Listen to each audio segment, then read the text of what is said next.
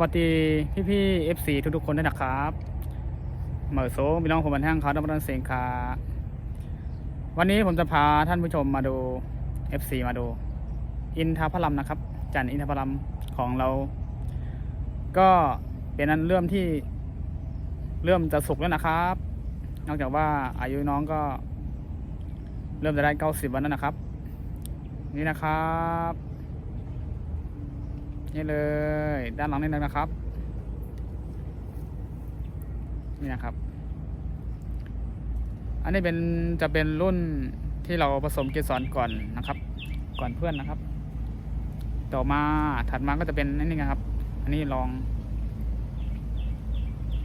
อันนี้ก็จะมีเขียวกับเหลือง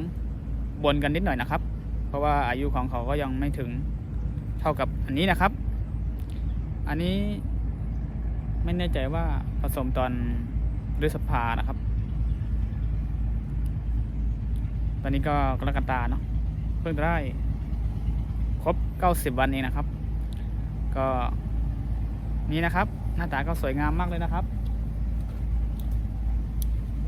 นี่ครับขอชิมก่อนนะครับ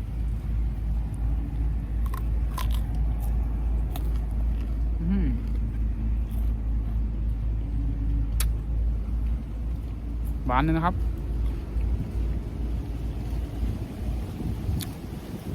หวานกรอบมากนะครับโอ้ลมเย็นดีบรรยากาศดีพอดีว่าฝนมันเพิ่งจะตกไปเองนะครับอากาศก็ร้อนแล้วก็เย็นร้อนยังไงไม่รู้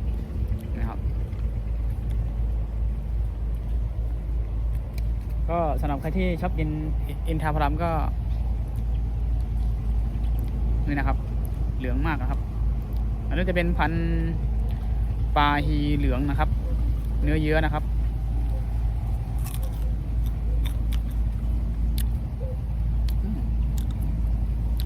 ลูกเล็ก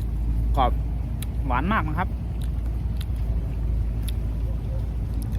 มันจะไม่ใช่พา FC มาสมแล้วนะครับจะเป็นพามาชิมแล้วนะ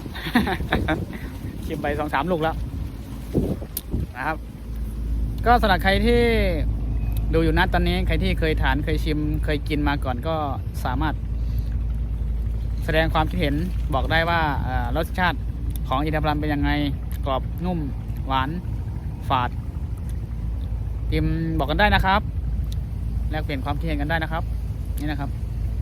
ตอนนี้ก็อยู่ในสวนเหมือนเดิมนะครับด้านหลังก็เยอะนะครับเดี๋ยวพาไปดูนี่นะครับพี่น้องพอดีว่าผมไม่ได้เอาบันไดมานะแต่เคลื่อนเปิดถุงไม่ได้พอดีต้นตะกี้ไอ้เมื่อกี้นะต้นมันเตี้ยต้นมันต่ำก็เลยเปิดถุงได้นะครับก็จะให้ได้ดูแบบนี้นะครับเหลืองแล้วนะครับอันที่ยังไม่เหลืองก็มีนะครับอันนี้ยังไม่เหลืองนะครับ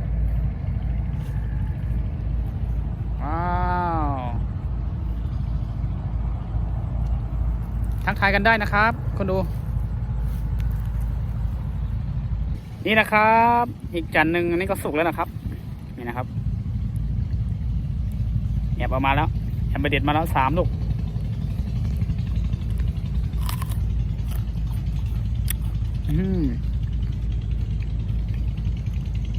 หวานมากเลยครับ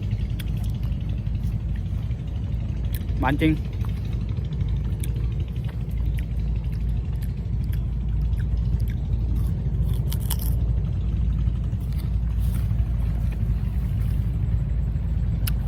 หวานแบบน้ำอ้อยนะครับ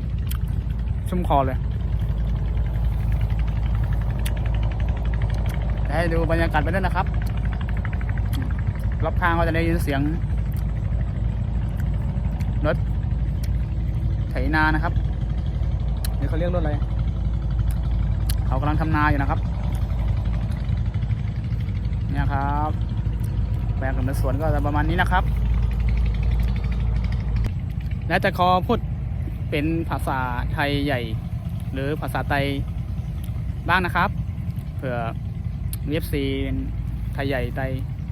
ให้กำลังใจว่ารับชมก็ไม่เข้าใจนะครับเอาค่ะนั่นก็จะเป็น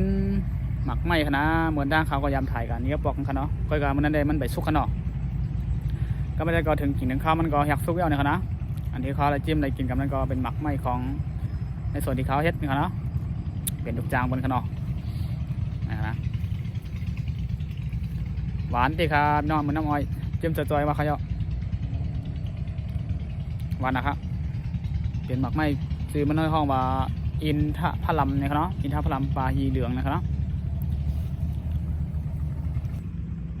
อ้าวมีรอยหนูกัดด้วยนะครับหนูไปกัดขึ้นไปกัดช่อจันทร์มันนะมันก็ตกลงมาเต็มเลยครับตามพื้นนะรอยหนูกัดรอยกระรอกนะครับจะให้ดูจะเป็นอันนี้นะครับเนี่ยจานนี้พอดีพอไม้เขี่ยลงมาแล้วปุ๋ยเต็มหมดเลยเรียกว่าแล้วเป็นอาหารเขาชอบกิน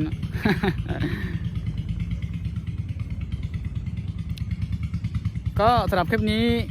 ขอบายขอลาไปเพียงเท่านี้ก่อนนะครับขอบคุณทุกคนที่สละเวลารับชมจนจบนะครับยินชมก็เนาะดีตัวแต่ว่าสุดค่ะแต่ละคลิปมันก็ขอปิดกองกันได้ก่อนค่ะเนาะต้องการทบงานทางในคลิปบ้างนาค่ะมาส่งค่ะสวัสดีทุกคนด้วยนะครับบ๊ายบาย